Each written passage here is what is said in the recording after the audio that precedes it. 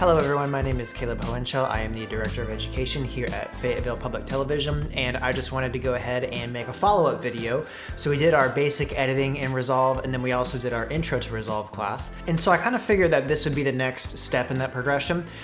So a couple people have reached out to me talking about how they would like to learn color grading in Resolve, which is really what Resolve is good at. It's what it's known for. It can do other things, of course, with a relative, it can do other things pretty well, I think.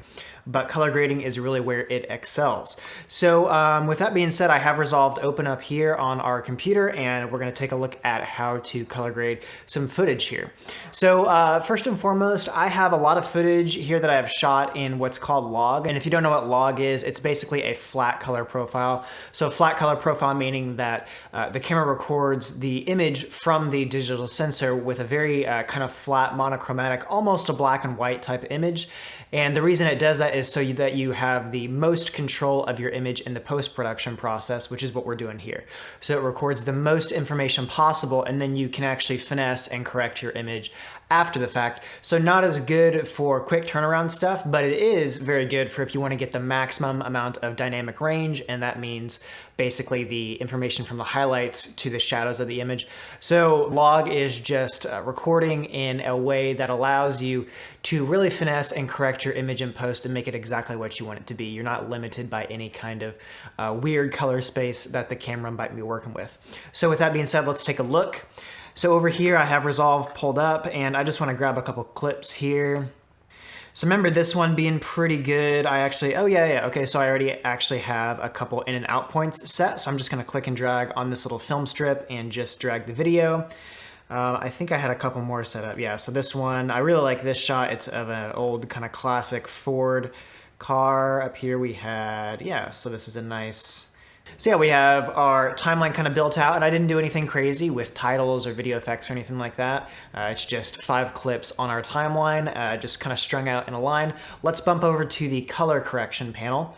So right now, if you don't already know, we are in the editing panel right now. So let's go over to the color. And this can look very intimidating if you've never worked with any kind of color correction before, but let's just take it a step at a time, and I think you'll find that it's pretty easy by the time we're all done with this. So starting off down here, we have color wheels. So we have shadow, midtone, and highlight. So shadow, midtone, and highlight is of course what immediately comes to mind whenever you're thinking of that in an image. And then offset down here, this is actually the overall exposure. This is in a log view. If you're not grading log footage, which we are in this instance, but if we were not, we can actually select this and then go to our primaries wheels. And this gives us lift, gamma, and gain, as well as offset too. But lift, gamma, and gain is basically the same thing, except it's kind of more geared for a standard color profile rather than a log type profile. So lift, of course, is shadows, gamma is midtones, gain is highlights. But for right now, I think I'm going to switch back over to log, and then also you'll notice down here we have a couple different little sliders. So we have contrast, pivot, low range, high range, saturation, and hue. If we switch over to our number 2 down here, we have temperature. So that's the kind of the blue or the orange tint that might be going on in our image. So temperature, color temperature, tint, midtone detail, color boost, shadow, and highlights. So all that kind of stuff is available to us down here. Let's go over to our curves. So we also have a curves adjustment. And basically, if you ever worked with curves, you already know that they're kind of the same thing as the color wheels, except you can get a little bit more specific in how you actually manipulate the color in your image. So for instance, this up here is the high range, this up here is the low range. So everything down here is shadow, everything up here is highlights, and everything in the middle is midtones.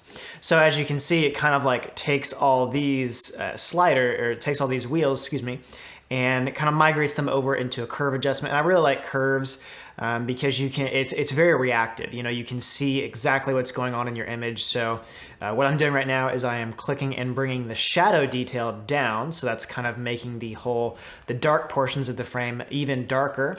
And same thing up here. So I'm taking the white portion. So if I just reset this really quick.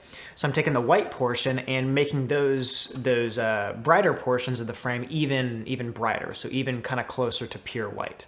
So that is what curves are. Over here we have a histogram. And some of you might have seen a histogram before, but a histogram basically works from left to right in terms of exposure.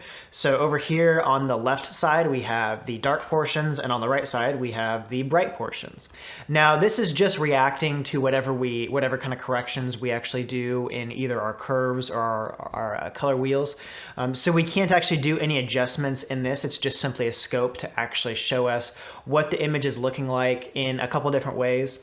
So a histogram is very useful. Oftentimes I like to use either a parade, so this is what a parade looks like, or a waveform. So a waveform is actually a parade all condensed into one. If we go back to the parade really quick, with a histogram we were working from left to right. With a parade we're actually working from the bottom to the top. So it might look a little bit confusing, but just keep that in mind that with a waveform you're working from the bottom, which is your total dark tonalities, and on the top, that is your total white. So for instance, if I change the exposure of my image here, you can see that a lot of those values are actually shifting upwards, and that's because I'm increasing the overall exposure, increasing the overall brightness. Same thing if I bring those values down, they crush a little bit more down into the darker black areas of the image. So let's reset that. And then the main difference between a parade and a waveform is that a waveform combines all of them together. So I know we're covering a lot, just bear with me here. It is fairly simple once we actually get into thunder. So it is very simple once we actually get into doing specific color corrections. Sorry for the thunder. Is that loud? Can you hear that? I don't know. Sorry. So let's keep going here. So up here we have our node structure, and nodes are a little bit confusing whenever you first get into it, but not to worry. I'm going to break these down pretty quickly here. They do function a little bit like layers. So some of you might have worked with Photoshop or even Premiere Pro or After Effects. This works sort of similarly, although there is a little bit of variation in how nodes interact when compared to layers. Down here we have all our different clips, so we can click through all these. And if we wanted to actually see a timeline view of what we have so far, we can actually click on the timeline button, and then we can scroll through it. And you'll notice that as I click through these, it is auto placing my playhead just at the beginning of all of these clips here. So we also have LUTs over here, and if you're not familiar with LUTs, a lot of people actually build their own LUTs and try to sell them to people. I think that's a little bit silly, but basically what a LUT is LUT stands for lookup table, and essentially different manufacturers create different LUTs specifically designed for their cameras. So for instance, we have Blackmagic Design, we have Ari, which is another camera manufacturer, we have DJI, which is a drone manufacturer, so they have some standard lookup tables that work with their cameras. And basically all a LUT is doing, all a lookup table is doing, is it's taking the log information that you shot with and conforming that to what's called a Rec 709 color space. And you don't have to memorize that or anything. I know it's a lot of like numbers and letters and stuff, but a Rec 709 color space is essentially a color space that is good for broadcast quality or film screening, anything like that. Because a lot of time, cable or satellite, even just depending on the screen that you're working with, they can't always display the proper amount of dynamic range that you captured your image with. So for instance, looking at this picture right here, if I try to display this on a cable news network or something like that, it wouldn't look anywhere close to what this looks like. The bright portions of the frame would be really bright and the dark portions would be really dark, and that's because when you're broadcasting an image, you lose a lot of information there, and so a Rec 709 color space is designed to actually fit within the confines of what a broadcast standard can actually handle.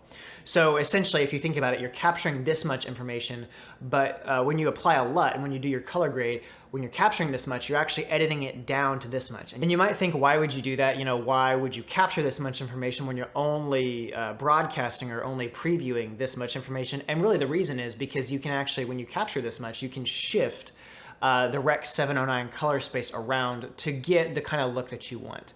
And if that doesn't make a whole lot of sense here, just hang on for a second. It will in just a bit once we start breaking this down a little bit more. So that being said, we have tons of different lookup tables up here. Also, we do have a media pool. So this is our media pool, very similar to what we were looking at in the editing page, but I'm gonna go over back to my LUTs. So that being said, I'm gonna turn off my timeline and let's just go ahead and start correcting this image. So as you might notice, it definitely needs some contrast because it's very flat. So let's come on down here to our number one And let's just pump up the contrast here. And that looks pretty good. And now let's do some color corrections with our shadow, highlight, and midtone, and maybe offset. We'll see how the exposure looks. So in here, if I click and drag this around, this is actually the exposure, or excuse me, this is actually the color of the highlight information that I'm working with. So as you can see, if I drag this around, I can make the sky pretty blue. I can make it purple. I can make it kind of that orange color. Let's make it blue because that's kind of what the color of the sky is. Let's kind of saturate it a little bit more. And then down underneath here, these are the exposure wheels. So if I click and drag this, I can actually drag the exposure of the highlights up if I want to. And this is also adding a little bit of contrast to our image. Same thing over here with our midtones. I can click and drag our midtones to maybe like an orange or something like that. I don't know, might look sort of good. And then shadow, I can also drag those down into like the green or purple. You'll notice that I do have a lot of shadow detail here. So maybe I do want to drag up the exposure a little bit. So to do that, I would go over here to my midtones or even to my offset. Let's do it on the offset. I would click and drag on my offset and actually brighten the entire image up. So we had shadow, midtone, and highlight. Those were each being very specific with the kind of corrections that they were doing. The offset just takes the entire exposure and shifts it up or shifts it down depending on what you want to do. So let's go ahead and just click and drag this maybe a little bit more, and then I'll also reset the color grade on my shadows because that looks a little bit weird. So if you ever mess up on anything here, just look for the kind of like rewind buttons. They are on pretty much every panel here. So we have rewind here, and that just resets you back to whatever you're working with at the very beginning. As well as for each individual color wheel, you will also notice that we do have reset buttons back. So that's all I did right there was just reset my shadow. And yeah, I'm just gonna drag that down a little bit, maybe drag my midtones up a hair. And that looks pretty good. Again, you can get really creative with this. You can go for lots of kinds of different looks if you want to.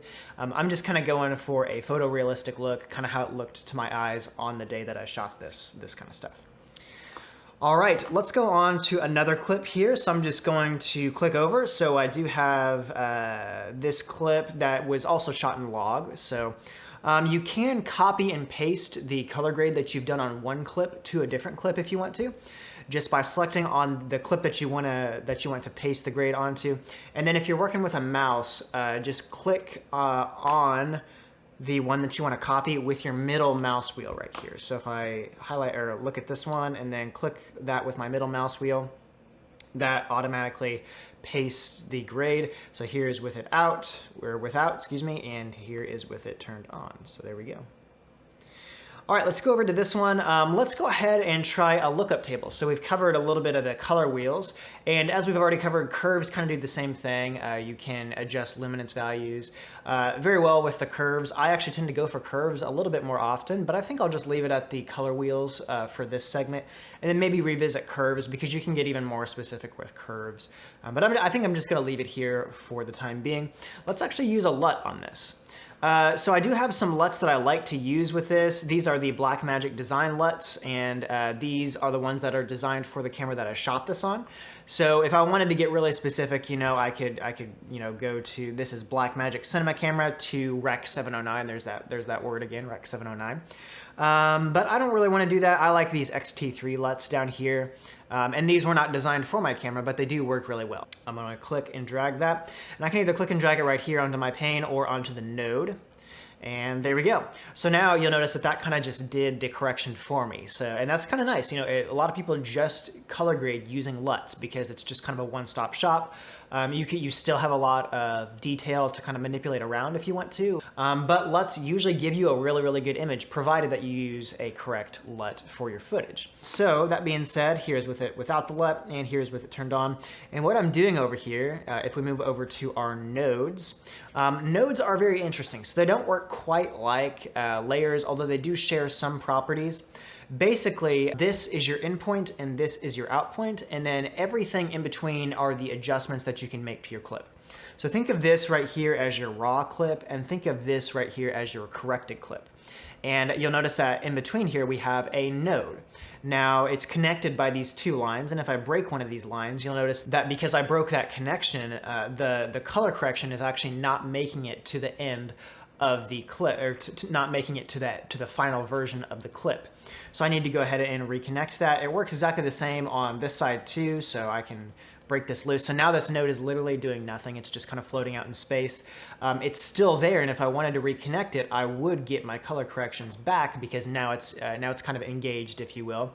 But you do just want to make sure that you have, if you want to make a color correction, just make sure that it is connected with the lines over here on the node tree. Everything that I have done has been contained in this one node, because I haven't made any further nodes. So for instance, if I turn this node off, now you can see that those color corrections have gone away. Whereas if I make another node, so I can do that just by right-clicking and then add node and then add serial, or just, I love keyboard shortcuts. The keyboard shortcut for it is actually Alt plus S. So let's go Alt S, and there we go. So here's another node. It does not have a correction on it right now. But let's go ahead and give it a correction. So I'm going to turn this node off really quick. So now we have our LUT is disabled, and we can just give it a quick little curve adjustment here. So there's some contrast back into the image. And let's do a color boost a little bit. Yeah, so it looks pretty good. So you notice that that kind of looks almost identical to the lookup table that we were using. So here is with the LUT turned on. So this is just with the LUT selected, and this one is turned on. Notice I turned off my curves adjustment. So this is with the LUT turned on, and then if I turn that off and then turn this on, this is with just my curves adjustment being used. Let me make another node, and as you'll notice, I can have as many nodes as I want to, but what I want to highlight with this last node is that this last node is going off of whatever the previous node is showing it. So it's not going off the log data anymore. These nodes work from left to right, so just make sure that you realize that this node, if I start doing color corrections with this node, it's not going off the pure image data that I was working with to begin with. It's actually going off whatever this node is telling it. So what this node is seeing from the last node is it's seeing, hey, this node made a curves adjustment and made a color boost adjustment. So I think I'm gonna go ahead and stop this video short here. There's a lot more to DaVinci Resolve, especially in the color panel, than we have talked about. This is just kind of like maybe 1 or 2% of the actual functionality of DaVinci Resolve's color panel. So stay tuned for the next video. We're gonna go more into curves adjustments. We're gonna go more into all these different tabs and all the, all these kind of different effects that you can do in the color page. It's going to be really exciting. I hope you'll stay tuned for the next episode, hopefully dropping in just a couple days. But with that being said, thank you guys so much for tuning in. I really appreciate it. If you have any questions, feel free to email us at info@faypublic.tv. You can also go to our website, which is faypublic.tv, and you can find our class schedule there. You can also find our email address, our phone number, and all that kind of good stuff to reach out and contact us. Also our Facebook page. So yeah, if you have any questions, make sure to check out those resources. And yeah, again, thank you for tuning in. I will see you in the next one.